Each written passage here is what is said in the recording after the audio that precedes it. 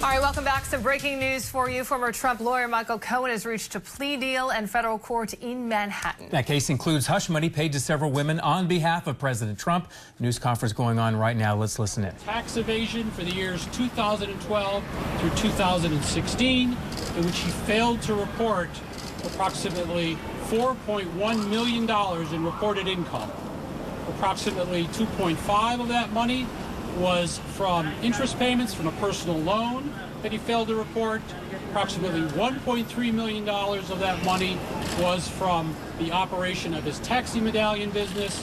Approximately $100,000 of that money was from brokerage commissions, and over $200,000 was from consulting fees. That's over $4.3 million over a 5-year period, which translates into a loss to the United States Treasury of approximately $1.3 million. In addition, in count 6, Mr. Cohen pled guilty to making false statements to a financial institution in connection with an application for a home equity line of credit. In that application, he failed to disclose more than $14 million in debt that he had, and as a result of that concealment, he obtained that $500,000 line of credit, which he would not have been entitled to had he been candid and honest. In addition, Mr. Cohen pled guilty to 2 campaign finance charges, one for causing an unlawful corporate contribution, and a second one for personally making an excessive personal contribution, both for the purpose of influencing the 2016 election. In addition, what he did was he worked to pay money to silence 2 women who had information that he believed would be detrimental to the 2016 campaign and to the candidate and the campaign. In addition, Mr. Cohen sought reimbursement for that money by submitting invoices to the candidate's company, which were untrue and false. They indicated that the reimbursement was for services rendered for the year 2017, when in fact those invoices were a sham.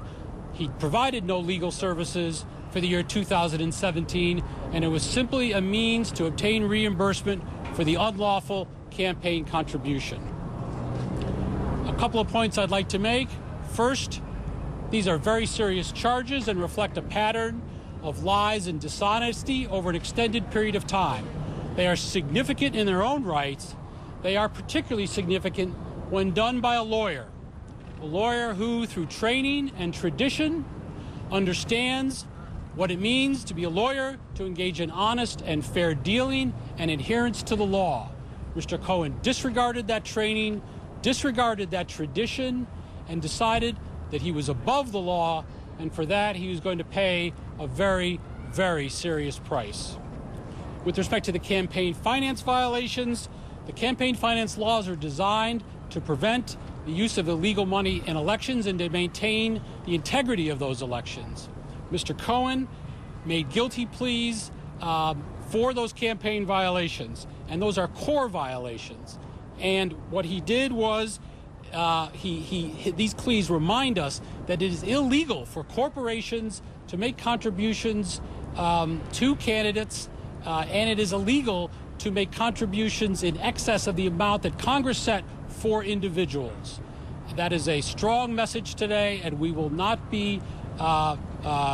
fear of prosecuting additional campaign finance cases. Lastly, and perhaps most importantly, this case is unique in many ways. Just witness the gathering of all of you here today. And in other ways, it's unique as well. But in the really important ways, this case is not unlike many cases that my office, the United States Attorney's Office, brings, that the entire Department of Justice brings, and that the law enforcement agencies do as well, including the FBI and the IRS. This case has more in common with all those cases because they all share the same message. And that message is that the rule of law applies, and that for law enforcement, all of whom are gathered here, it is our commitment that we will pursue and vindicate those who who choose to break the law and vindicate the majority of people who live law-abiding lives, who follow honest and fair dealing, and live lives of lawful behavior. The message is that we are here, prosecutors are here, law enforcement is here, the Department of Justice is here, the law enforcement agencies here. We are a nation of laws, and the essence of this case is justice, and that is an equal playing field for all persons in the eyes of the law, and that is a lesson that Mr. Cohen learned today, and it is a very harsh one for him. Thank you very much. Who is the candidate you're talking about? Oh, I'm sorry. One other thing. I'm sorry. I'd also like to introduce. Sorry, my fault. I really want to thank Mr. Sweeney and James Robnett of the FBI and the IRS and the agents who work for them. We do many cases with them, and their determination and their fair dealing and their vigor with which they pursue their cases is really inspirational. To the prosecutors in my office, I cannot express. All right, a news conference in Manhattan. Michael Cohen pleading guilty to several crimes, including paying hush money to several women, including porn star Stormy Daniels, on behalf of a candidate, although President Trump's name was never mentioned. Yeah, you just heard from the deputy U.S. attorney who says he made those payments to influence the 2016 election, saying these are very serious charges, and Cohen thought he was above the law. Mr. Cohen may go to prison after pleading guilty. Stay with us. We'll be right back.